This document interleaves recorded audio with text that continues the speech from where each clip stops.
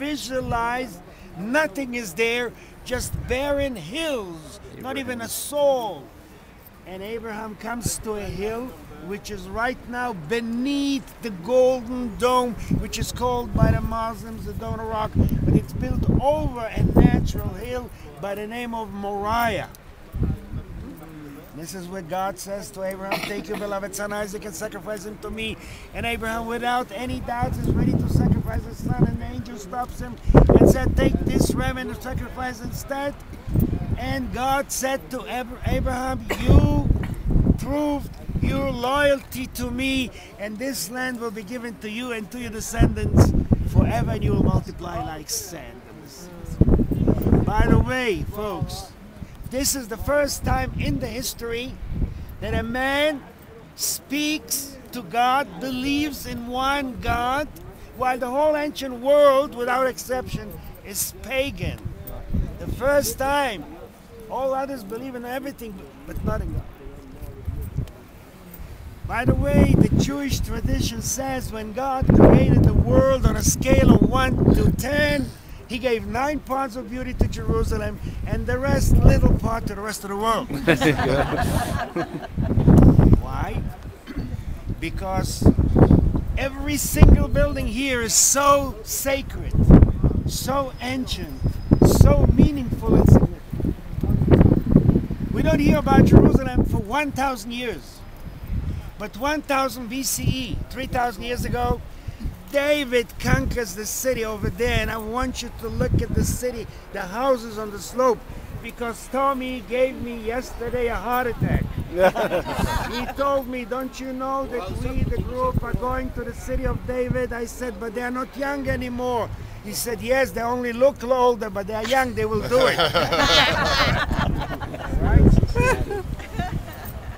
So you should look at it, because you don't believe the fact that you are going to start from above, from the top, all the way through a tunnel to what is called the Pool of Siloam. This will be an experience on Friday. Nevertheless, David takes over the city 3,000 years ago.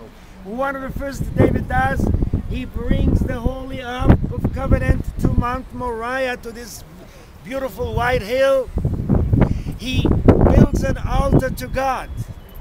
30 years later, his son, King Solomon, starts building here his first temple with cedar trees that he brings from Tyre, with copper, silver, the spiritual center of the Jews. A beautiful temple which lasted 500 years. 500 years this Jerusalem existed, and the temple was here. But in the year 586 before the Common Era of BC, a new wave of people invades this country, and these are the Babylonians, Iraqis, taking over Jerusalem, taking over the country, destroying the temple, exiling the Jews from Israel to Babylon, to Iraq. Destruction. The Jews began returning slowly back, but Jerusalem was never rebuilt the same way it was during the first temple period. 2,000 years ago, in the year 38 BC, this man, which you heard about him, which you will hear about him as well, Herod the Great, comes to power. And one of the first things that Herod does, he decides to rebuild the whole Temple Mount. Herod is afraid the Jews will rebel against him. The Jews hated his guts.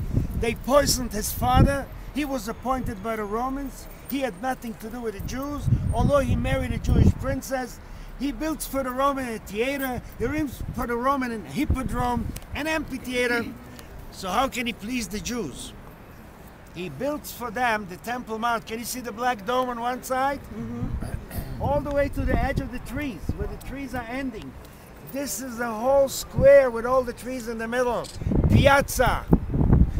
It's the Temple Mount. Huge, huge territory which Herod provides. How? Listen to this. You see down at the bottom a bus riding? This is the street level in those days. What Herod does, On top of the soil, he brings rocks, rubble, dirt, and raises the street level, raises this whole platform to the present stage. You understand? This is like an artificial hill. He fills it up with rubble and earth, and he builds a big temple mount with courtyards. Surrounds the temple mount, this big piazza, let's call it, with retaining walls, which one of the walls is the western wall, which became the Wailing Wall, which is a different story. So Herod builds this temple mount, huge, and in the middle, the holy second temple. Ladies and gentlemen, this was one of the 7 wonders in those days. People came from all over the world just to see this miracle, this unbelievable structure, this golden dome, which the Jewish people say from the roof you could see the Mediterranean on one side and you could see the Dead Sea on the other side. It was surrounded with marble and gold and wealth, with porticos, with courtyards. Look how huge it was. It could absorb more than 100,000 people, and it became the sacred site for the Jews, where 3 times a year Jewish people came to the Temple Mount on a pilgrimage, which Jesus was one of them. Herod did a great job. There's no doubt. No wonder they call him Herod the Great. He was maybe very confused, but the greatest builder that this country ever knew. The temple existed here. The Jewish people had services here. Jewish people came from all over the world. Jewish people brought in sacrifices. Jesus was here a few times when he was 12, and later on when we stayed in Jerusalem. And you all recall the story how Jesus got rid of the money changers because he couldn't take it that money changers would be stationed in this Temple Mount, which is so sacred. And of course, we hear all the stories about Jesus being here in Jerusalem on the 1st century. Jerusalem lasted up to the year 70. Remember Titus? Yep. 70. The Jews rebelled, the Romans destroyed, the Jews were taken as slaves, slavery, and Jerusalem becomes a Roman city. Imagine Roman shrines where the Golden Dome stands, where the temple was. Now there is a temple to Jupiter, to the Roman gods. And all over Roman streets and Roman shrines. This lasted up to the year 325. I mentioned to you a couple of times the Byzantine era. Christianity is now in power. The Emperor Constantine instructs his empire, Egypt, Syria, Israel, and all the other countries. From now on, our faith, our religion is Christianity. It's the state's religion. Churches are built everywhere, and ladies and gentlemen, please follow my finger. In the middle of the old city, next to the white tower that sticks out, to the right side is a gray dome. If you don't see it, tell me. I see it. This is the Church of the Holy Sepulchre. In other words, or Golgotha. Here was built one of the 3 oldest churches in the world. One is here, the one is in Bethlehem, which you are going today, and the 3rd one was here on Mount of Olives. These Byzantines and these churches lasted after the year of 638. Because a new wave invades this country. Muslims coming from where?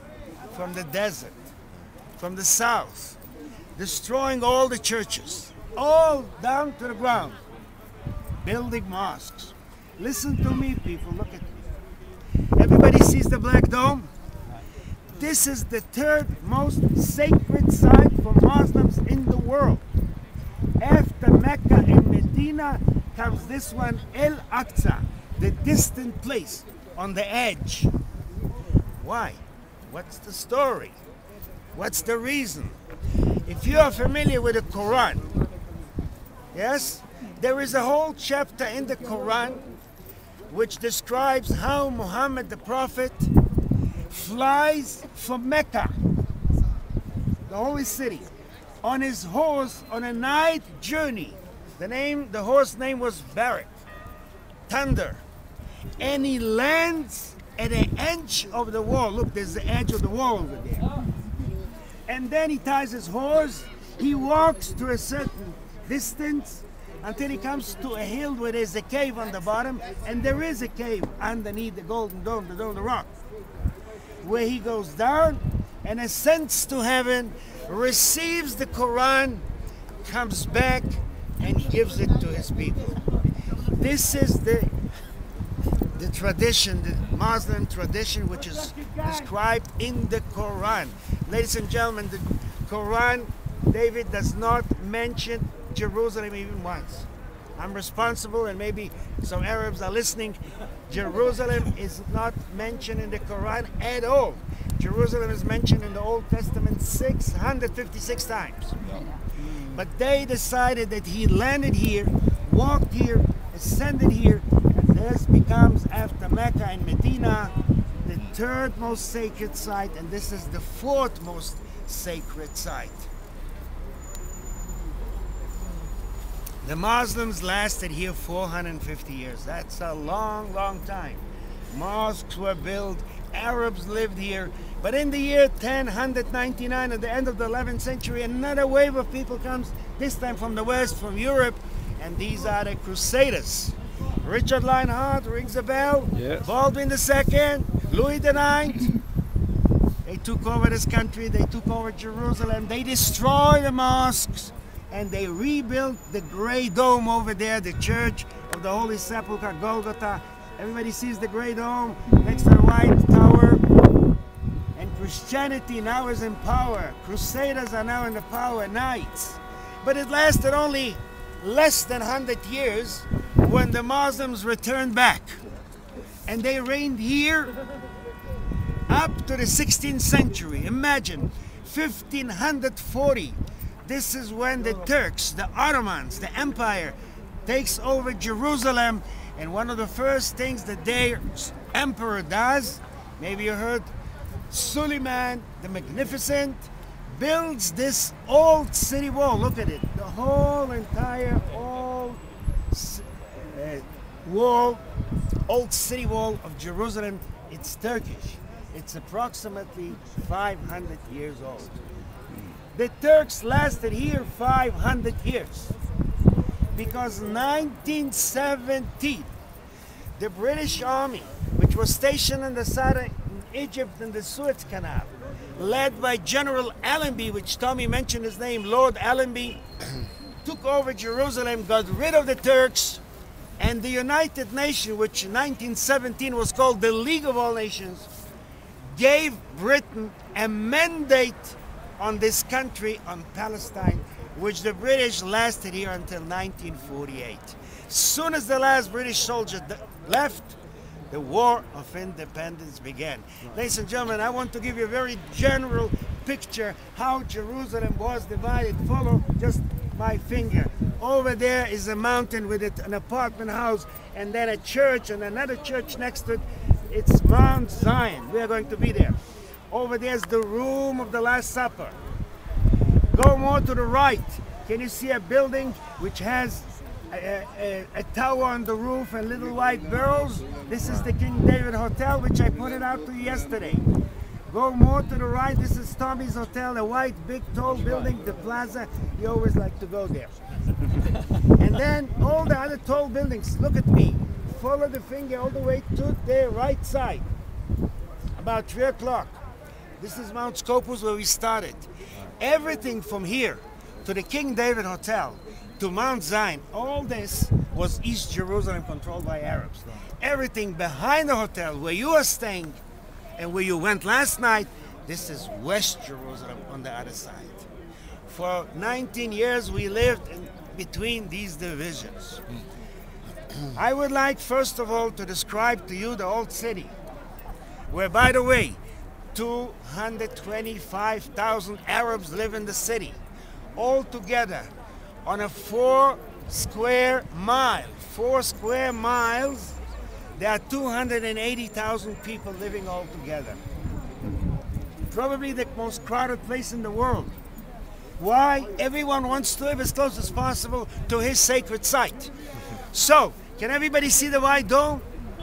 Yes. This is the Armenian Quarter. Everybody sees the black dome? Although it's Islamic, it's Muslim, down below, which we can't see, is the Wailing Wall, the Jewish. So the whole neighborhood with all these houses with arches and white barrels, this is all the Jewish quarter.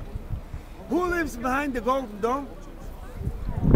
The Muslim, close to their site.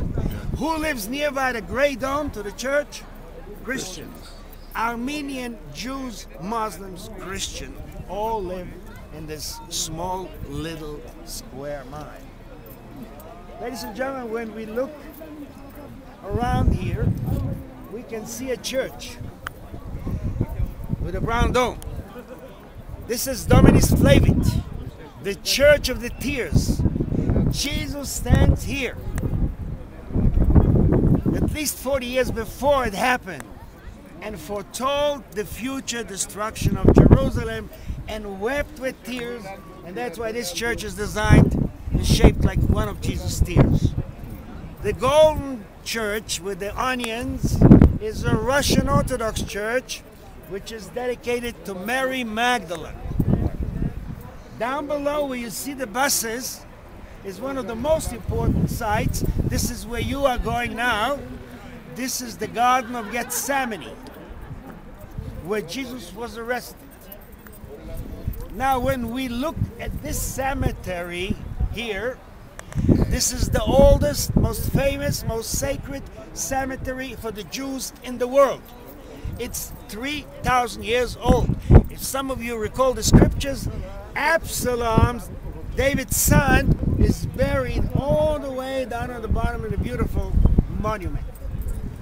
Why is it so important for the Jews to be buried here? Because now, even if you pay $1 million, you won't get any space. For thousands of years, Jews did everything in their power to purchase a piece of land here to be buried. Why? Number one, just looking for their graves day and night into Jerusalem is the greatest privilege. Second, the Jews believe in the resurrection. And they believe the Messiah will come up here. And as soon as he will appear, they will all come to life. They will all cross the valley, the Kidron Valley, and they will all go to the temple. Now, to the temple. Christianity, same thing. Jesus is going to appear here. Amen. Jesus is going to walk on this path which you are going to walk, the Palm Sunday. This is why I want you to walk on it, feel it. And he's going to cross the valley. Yep. Look at this gate over there. The old city walls has 8 gates. None of them have doors. None of them have doors. Only this one is sealed. Can you see it? Yes. Because for Christians, this is the Eastern Gate or Golden Gate, where they believe that the Messiah will go through. Jesus is going to go through here. So look what the Muslims did centuries ago. This is the only gate which is sealed, and outside all the way to the other end, an Arab cemetery, a graveyard. Messiah comes from the priestly family, from the Kohanim. You know Kohanim? The priests. A priest, even today, is not allowed even to go close to a cemetery. Definitely not to be buried inside a cemetery. So no way that any Messiah from the priestly family will go through this gate, which is anyway sealed. And this is called the Eastern Gate. Interesting. The last thing I want to do, give you a little bit of,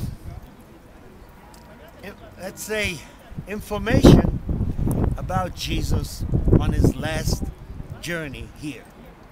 That will give you an indication that will help you to understand later on. We are going to see a model, and we are going to see many other things. So Jesus comes on his last trip to Jerusalem. He is 33 years of age. He comes with his disciples to celebrate his Passover like many other Jews 3 times a year. Ladies and gentlemen, I mentioned it the other day. Normally people stayed in David City on the slope, but there were inns, there were hotels over there. Jesus stayed always either in a house or in Bethany or somewhere.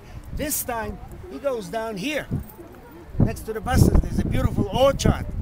the Garden of Gethsemane, which means the oil press. Why? Why is he here sleeping on the bedrock, on the rocks? He is a persecuted person. He is not welcome in Jerusalem by these wealthy Jewish people that assimilated, by these priests that heard what Jesus was saying all year round about their corruption, about their assimilation, about their behavior, because things have changed dramatically. Jesus knows that. He stays here. He sleeps on the cold rocks. And here the evening comes, he takes his disciples and follow my finger down over there on the bottom of the valley, on the foot, just where the houses end, there's a staircase. If you can't see it, I'll show it to you during the day from the other end. This is a staircase, a street that leads all the way to Mount Zion over there. All the way to Mount Zion on the hill over there where you see the apartment house and the two churches in the distance. This is where the Last Supper takes place. Ladies and gentlemen, it's late, it's night. The meal is over. The meal lasts hours. The disciples are tired and exhausted. They walk all the way, the same way back to the Garden of Gethsemane. What is the first sentence that Jesus says to them when they came in here? Stay watch. Don't fall asleep, stay awake. What is he, torturing them? No, he knows what is going to come. But they were so tired, they fell asleep. And while they were asleep, who comes in with the soldiers?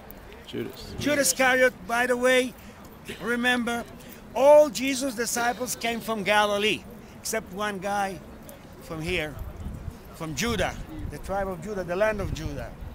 And he, of course, I don't have to tell you, walks over to Jesus, kisses him on his cheek, and that means this is the man, because they didn't know, not the rabbis and not the priests, and nobody else knew, how does this man look?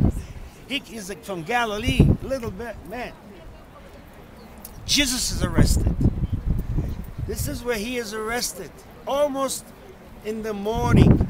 Ladies and gentlemen, over there, halfway up to Mount Zion, there's one single house with a red tile roof, flat red tile roof. A little bit to the right, behind a few trees, is a church with a bluish dome. We'll be there. This was the high priest's palace. What was the name, high priest's palace name? Caiaphas. They took Jesus there. It was still dark. He was brought by the soldiers to this place. He is under investigation. I don't want to go now because we will be there. All the details. Who denied him 3 times over there? Peter, when they asked, do you know who this man is? In the morning, late in the morning, when the high priest and the chief rabbis finished the inquiry, they took him from there. Look at my finger, where you see the Temple Mount, where you see the trees.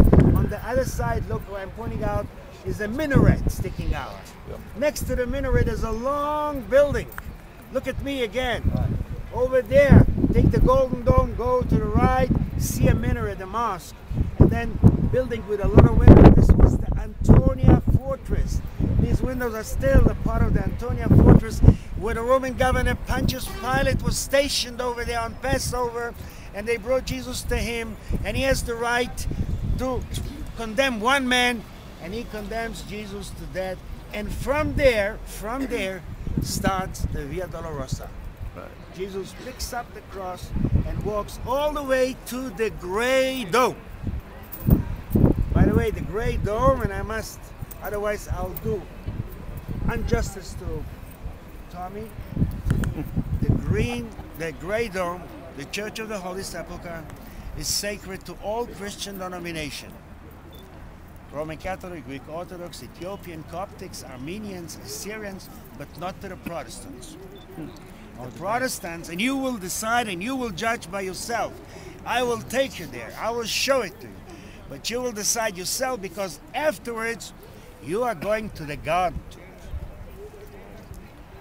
And you will be able yourself to tell the difference. This is more, I would call it tradition. The garden tomb is just unbelievable. The beauty and the tomb. So one version says here, the burial was here. Some other says it was on another location. But by the way, does it really matter for you where the crucifixion took place? Because I know, David, you are not listening. Because I know that Jesus is in your heart and not in the rock. That's right. Amen. That's right. Thank you very much. Thank you.